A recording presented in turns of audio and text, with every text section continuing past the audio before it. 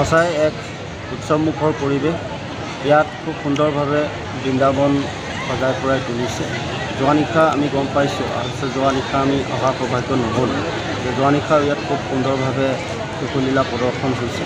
আজি দ্বিতীয় নিশাৰ কাৰ্যসূচী কেলিগোপাল নাটভাগী ইয়াত প্ৰদৰ্শন হ'ব। আমি আশা কৰিছোঁ যে খুব সুন্দৰভাৱে ইয়াত এই নাটভাগ উপস্থাপন হ'ব।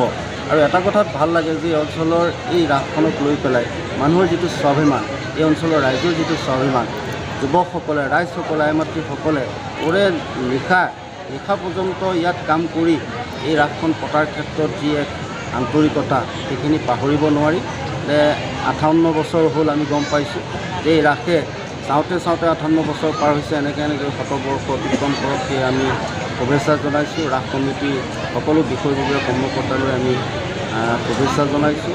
আৰু তেখেতসকলৰ যি ত্যাগ, তেখেতসকলৰ যি কষ্ট, এই কষ্ট উঠি অহা প্ৰজন্মৰ কাৰণে এক প্ৰেৰণা হওক। আৰু আমাৰ উঠি অহা প্ৰজন্মক আমি আহ্বান জনাইছোঁ যে আমাৰ অগ্ৰজসকলে যি আমাক দি থৈ গৈছে সেইখিনি আমি আগবঢ়াই লৈ যোৱাৰ ক্ষেত্ৰত উঠি অহা প্ৰজন্মৰ গুৰুদায়িত্ব পালন কৰিব লাগিব।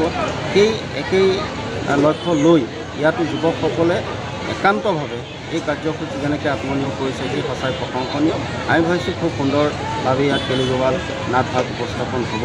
আমি আশা কৰিছোঁ আমি ইয়াতে এই নাটভাগ আজি উপভোগ কৰিম বুলি আহিছোঁ। ভাল লাগিছে।